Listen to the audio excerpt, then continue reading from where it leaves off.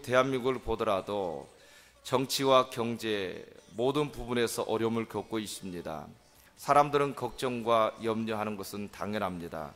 수백만의 사람들이 길거리에서 나가고 있습니다. 미국도 마찬가지죠.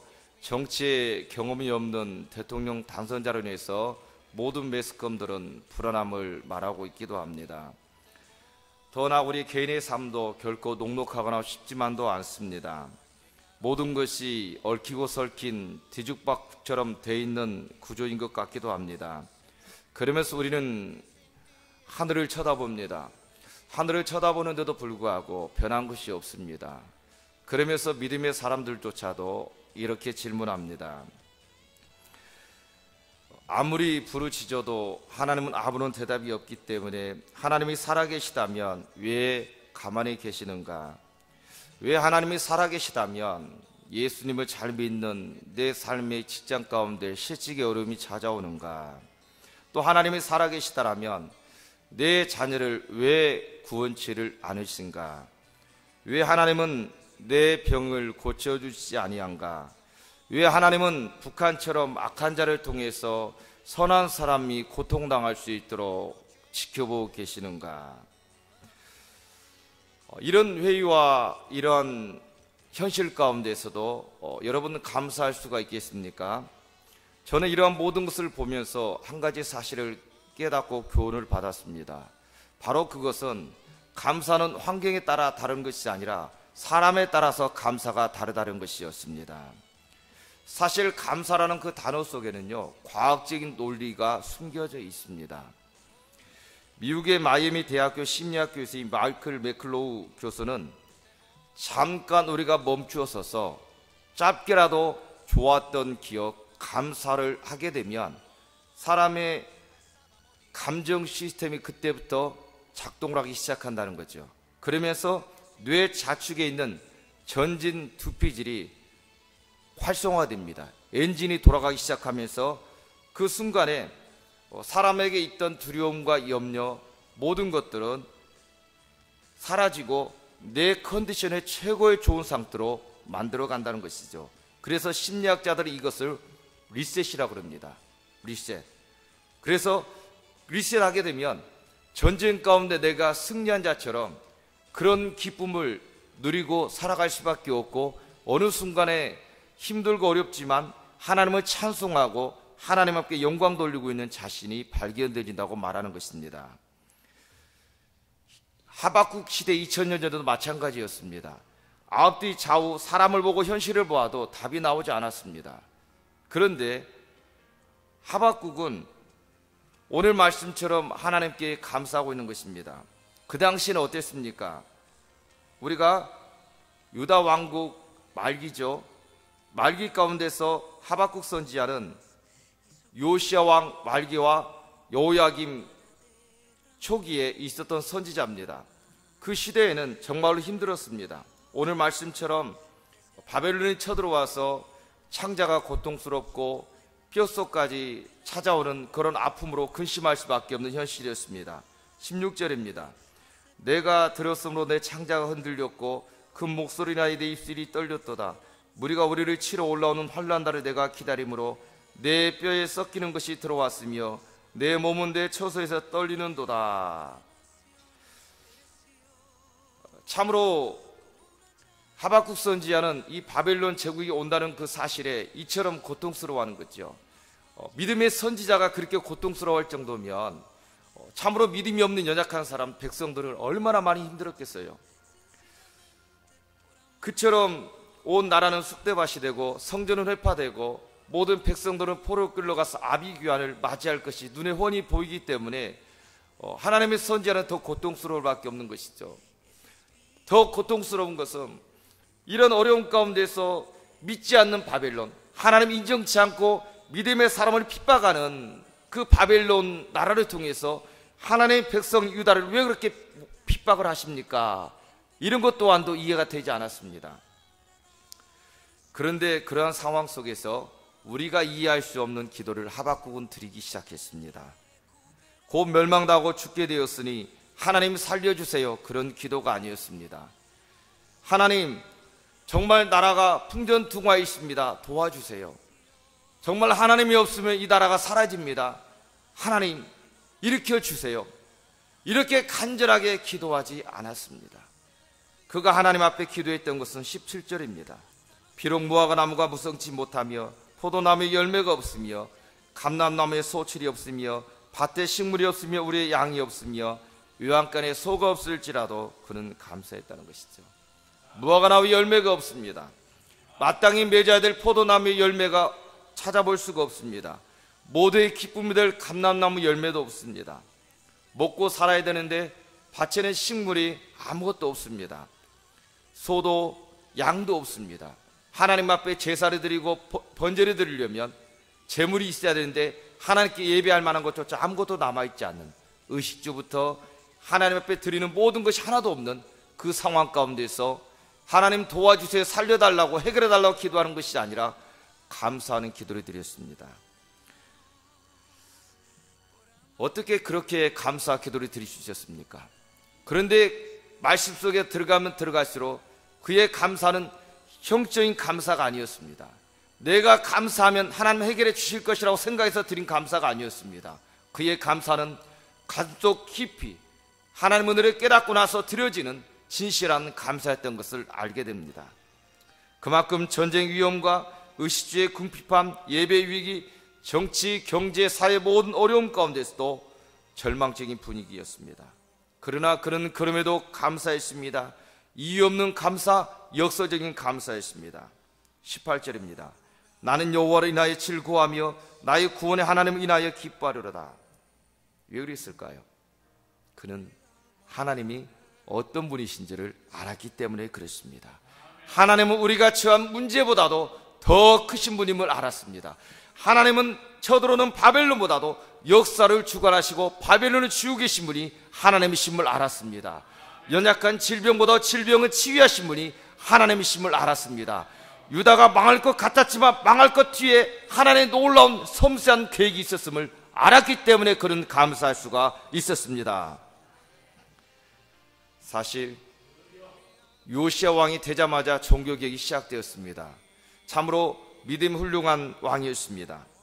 성전 수립 가운데 발견된 율법책이 보면서 자신의 옷을 찢고 마음을 찢었던 사람이 요시야 왕이었습니다. 옷을 찢고 마음을 찢었다는 것은 자기 자신부터가 먼저 하나님 앞에 회개하고 개혁을 했다는 뜻입니다. 그래와서 우상 숭배에 빠진 제사장들을 축출해버렸습니다. 그리고 종교성을 앞세우고 매음했던 모든 집들을 다 부서뜨려 버렸습니다. 흐트러진 예배를 회복했습니다. 그러나 그 요시야 왕이 무기또 전투에서 죽자 다시 이스라엘 백성들은 옛날로 돌아갔습니다. 하나님은 계시지만 하나님이 아니 계신 것처럼, 그러나 자신들의 생각 속에서는 하나님을 잘 믿고 섬기고 있다고 착각하는 그 이스라엘 백성들이 옛날로 돌아가 버렸습니다. 그런데 이제 하나님께서는 그 유다를 심판하기 위해서 말씀하시는데 하필 하나님을 모르는 강대국인 바벨론을 통해서 심판하시겠다고 지금 오시는 겁니다. 그래서 이제는 모든 유다 백성들이 절망 가운데 있습니다. 그들은 사람들의 절망한 게 아니라, 바벨론에게 절망한 게 아니라 누구에게 절망했을까요? 하나님께 절망했습니다. 하나님의 무관심. 우리가 이렇게 어려운 고통을 당하는데, 저들은 코앞까지 쳐들어왔는데 하나님은 감에 계시는, 하늘을 보아도 달라질 것이 없는 하나님의 무관심, 그리고 하나님의 침묵하심, 그리고 믿지 않는 바벨론을 통해서 믿음의 백성을 힘들게 하는 하나님의 모순된 이 모든 것에 회의에 빠지기 시작했습니다. 그래서 그들은 하나님을 섬겨도 형식주의고, 그들은 하나님께 감사하는 척, 그들의 겉모습은 그럴수록 화려했지만 그들의 진실함 속에서는 회의에 빠졌던 것이죠. 어려운 문제를 만나면 하나님보다도 세상을 찾아오고 사람을 찾아갔던 그들이었습니다. 오늘 그 가운데 하박국 선지자가 있습니다. 하박국 선지자도 똑같이 그런 고민을 하기 시작했습니다. 왜 하나님께서는 유다 백성들이 잘못한 걸 심판한 건 좋습니다. 아비가 자녀가 잘 되기 위해서 채찍질하고 혼내고 교훈한 것은 기쁘게 받아들이겠습니다. 그런데 왜 하필 저 바벨론입니까? 그거를 아무리 이해할 수가 없었습니다. 이해되지 않았습니다. 사실 하나님 유다보다, 우리의 불충함보다 저 바벨론은 더 훨씬 악하지 않습니까? 그래서 바벨론을 통해서 심판하는 것을 그들은 깨닫지를 못했습니다. 그러면서 하박국 선지자는 하나님께 이렇게 질문합니다. 그 질문으로 시작되는 것이 하박국서입니다. 1장 2절입니다. 어찌하여 내가 불을 지져도 주께서 듣지 아니하시나이까? 어느 때까지 들어주지 아니하시나이까? 3절에서는 어찌하여 나로 불우한 일을 보게 하시나이까? 어찌하여 악을 그대로 두시나이까? 하나님을 향해서 이런 불우와 이 악한 시대에 향한 하나님 뜻을 알 수 없는 하박국의 서운함과 하나님 무가심과 침묵하심, 이런 모든 것들을 백성들을 대표해서 하나님 앞에 지금 올리고 있는 모습을 볼 수가 있습니다. 그러자 하나님께서는 말씀하셨습니다. 유다가 잘못된 것을 심판하기 위해서 내가 저 바벨론의 채찍으로 도로 사용했다는 거죠. 나와 상관없이 이루어진 것이 아니라 내가 직접 저 바벨론을 끌어다가 너희들의 잘못된 부분을 고치기 위해서 내가 채찍의 도구로 사용하고 있다고 말씀하셨습니다. 그리고 그 바벨론은 사납고 성급하며 두렵고 무서운 자들이라고 말씀하셨습니다. 그들의 군마는 표범보다 빠르다, 저녁 이리보다 사납다고 하셨습니다. 그리고 먹이를 포차고 쏜살같이 내려오는 독수리와 같다고 하셨습니다. 그들은 무시무시한 힘으로 너희들의 백성들을 포로로 끌려갈 것이라고 말씀하셨습니다. 그러자 하박국 선지자는 어찌할 바 모르고 이제 2장 1절에 보면 망대로 올라갑니다. 성루로 올라 달려갑니다. 그러고 나서 그는 하나님께 다시 기도합니다.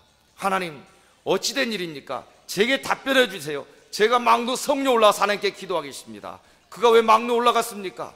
그 당시 하나님께 진실하게 기도할 것은 그것밖에 없었기 때문에 그랬습니다. 다니엘이 왜 집에서 기도했을까요? 세상 어디를 봐도 하나님께 기도할 것이 없기 때문에 그는 집에 가서 기도할 수밖에 없다는 것입니다.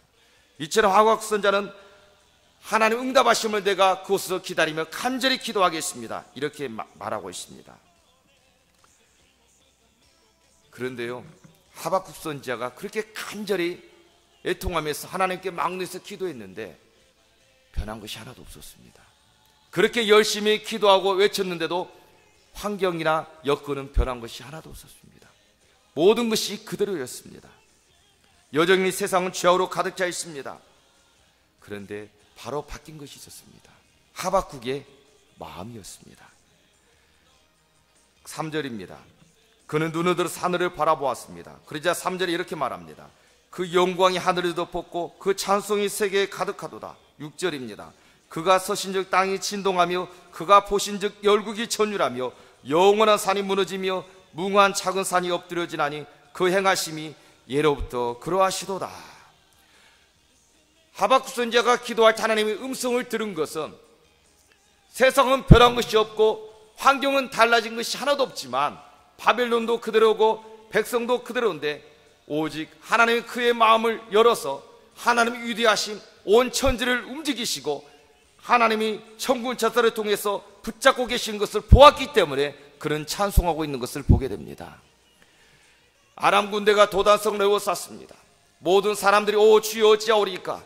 그러나 엘리사의 불말과 불병거를 하나님이 보게 하셨을 때에 찬송할 수 있었던 것처럼 하나님은 그의 눈을 떠주시는 순간 세상 모든 것은 변하지 않을지라도 그 순간부터 하박국 선지자는 하나님께 찬송하기 시작하는 것입니다. 그는 보았습니다. 하나님은 그를 보여주셨습니다. 하나님 앞에 산이 흔들리고 바다가 소리를 지르며 물러가는 것을 보았습니다. 그리고 하나님의 거룩한 인재를 보았습니다. 하나님이 바벨론을 직접 붙잡고 심판하신 것을 보았습니다. 유다가 잘못된 것도 보여주셨습니다. 그런데 유다의 잘못된 것을 통해서 더 큰 하나님의 사랑, 앞으로 유다에 대한 계획과 이스라엘 백성들의 품으시는 그 하나님의 사랑을 보여주셨습니다. 그래서 자신도 모르게 감사의 찬송이 터져 나오는 것이 바로 하박국 선지자의 찬송이었던 것이었습니다. 사랑하는 성도 여러분, 우리는 하나님 앞에 억지로 감사한다 우리의 삶이 바뀌는 것이 아닙니다. 하나님께 우리가 왜 감사합니까? 엎드리고 기도하는 순간 하나님 우리의 눈을 열어주셔서 하나님의 눈으로 세상을 보게 하시고 어제까지 조금 전까지 절망 가운데 있던 나에게 새로운 길이 있다는 것을 깨닫게 하셨습니다. 홍해 앞에 섰을 때 길이 없다고 할 때에 홍해를 열어주셨습니다. 요단강에 갈 수 없을 때 요단강 열어주셨고 여리고성이 안 된다고 할 때 여리고성을 무너뜨리신 하나님이심을 믿습니다. 그러면서 하박국서 2장 4절에 이렇게 말합니다. 오직 의인은 믿음으로 말미암아 살리라고 말합니다. 모든 사람이 낙담하기 시작합니다. 절망하기 시작합니다. 그러나 하박국 선지자는 절망되지 않습니다. 모든 사람이 죽겠다 오성입니다. 그러나 하박국 선지자는 찬송할 수가 있었습니다. 하나님께 기쁨으로 나아가는 것입니다. 사도 바울은 감옥에 있었을 때에 빌립보 성도들이 그를 걱정해서 왔었을 때에 그렇게 말합니다. 항상 기뻐라, 주 안에서 기뻐라. 그는 감옥에 있었지만 하나님이 내게 주신 기쁨이 있었기 때문에 감옥 안에서도 찬송하고 즐거움으로 나갈 수 있는데 도리어 세상에 있는 사람들이 더 보이지 않는 감옥에 갇히는 것을 기억하고 항상 감사하고 항상 기뻐라고 말하고 있는 것입니다. 사랑하는 성도 여러분, 우리는 어디에 있는가가 중요한 것이 아닙니다. 내가 어떤 환경에 있는가 중요한 것이 아닙니다. 내게 감사해 주시는 기쁨의 근원이 주신 분이 누구이신가를 아는 것이 중요합니다. 하박국 선지자는 도대체 무엇 때문에 그렇게 감사했습니까? 18절입니다.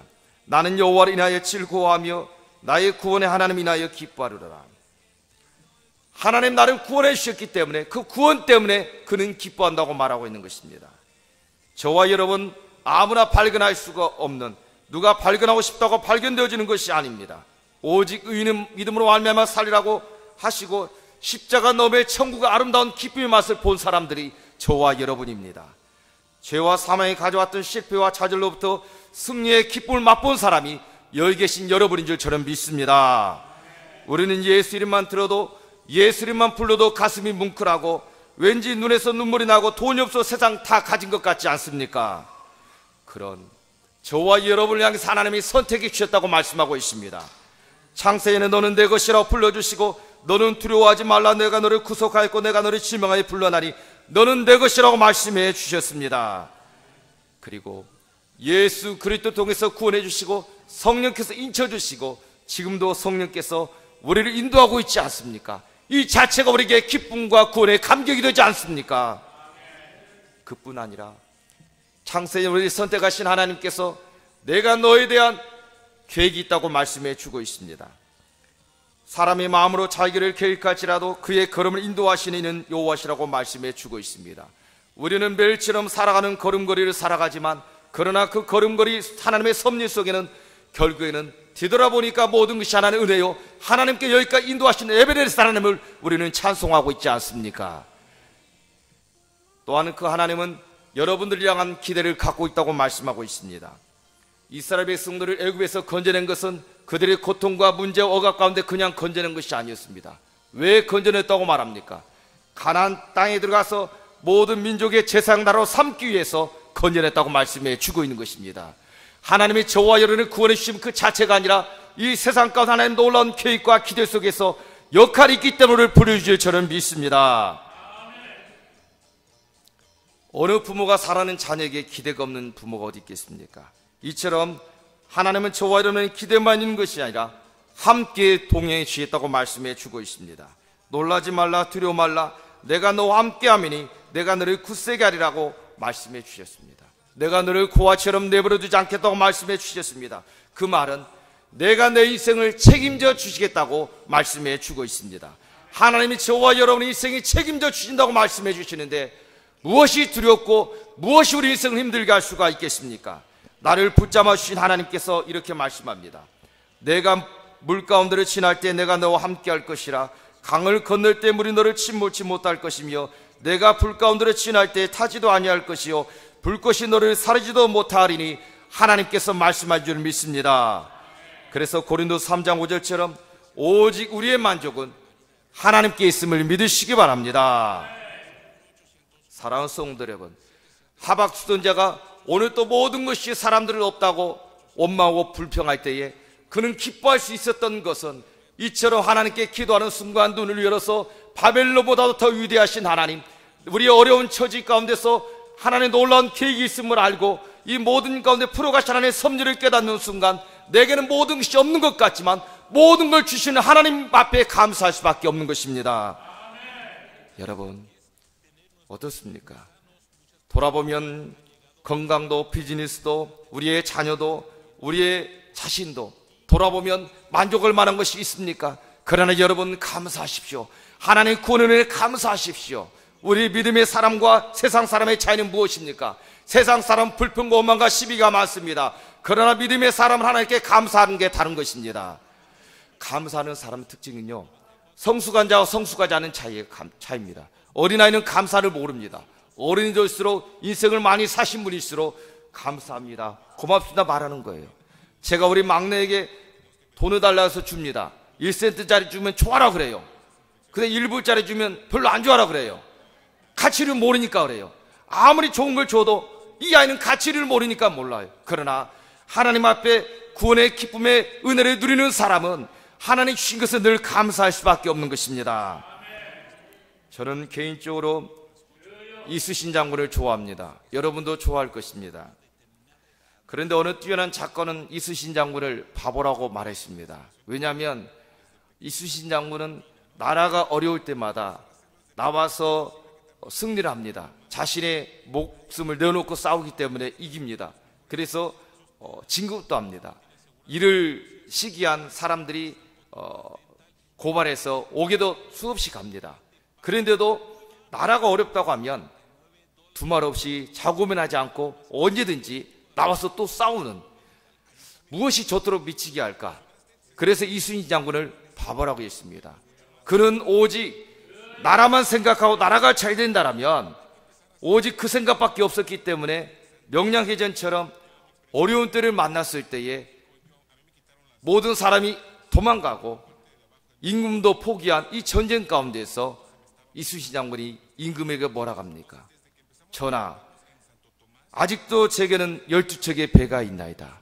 모든 사람이 안 된다고 말할 때에, 모든 사람이 도망가고 포기할 때에 12척밖에 아니라 아직도 12척의 배가 있다고 말하고 나아가는 이순신 장군이었습니다. 사랑하는 성도 여러분, 우리는 없는 것을 바라보지 마시고 하나님이 주신 것에 감사할 수 있게 간절히 소원합니다. 그럴 때에 어느 순간 감사했더니 그 있는 곳 가운데서 감사에도 올라온 능력이 내 연약함을 강건하게 하고 내 부족함을 채우고 내 인생길을 열어주신 하나님을 볼 수가 있습니다. 광야길에서 하나님께 감사했던 백성들은 하나님이 길어주시고 도와주셨다는 사실입니다. 스퍼전 목사는 이렇게 기도드렸습니다. 촛불을 보고 감사하는 자에게 하나님은 전깃불을 주시고, 전깃불을 주고 감사하는 자에게는 달빛을 주시고, 달빛을 감사하는 자에게 햇빛을 주시고, 햇빛을 감사하는 자에게는 영원토록 사라지지 않는 천국의 영광을 주신다. 그런 매일처럼 굳게 기도했습니다. 지난번에 한번 말씀을 드렸을 겁니다. 제가 개인적으로 존경하는 어느 목사님께서 직접 들려준 말씀이었습니다. 아버님이 개척교회 목회를 하는데 너무도 힘들었습니다. 상가에서 하시는데 상가에서 비워달라고 그랬습니다. 그런데 아버님은 그 당시에 힘들었기 때문에 이 목사님은 군대를 다녀와서 자기가 모든 돈을 벌어서 살림과 생활을 보태고 있었기 때문에 걱정이 많이 되었습니다. 그런데 아버지는 40일 금식 기도원에 다녀오신 후에 뭔가 기적이 일어날 것 같은데 뭔가 그대로인데, 그러고 나서 아버지는 강단에서 기도만 하시는 거예요. 이제 집주인이 나가는 날짜는 며칠 남지 않았어요. 아들은 아버지가 엄하기 때문에 묻지 못하다가 예전에 시간이 다가오니까 큰맘 내어서 아버지께 물어봤습니다.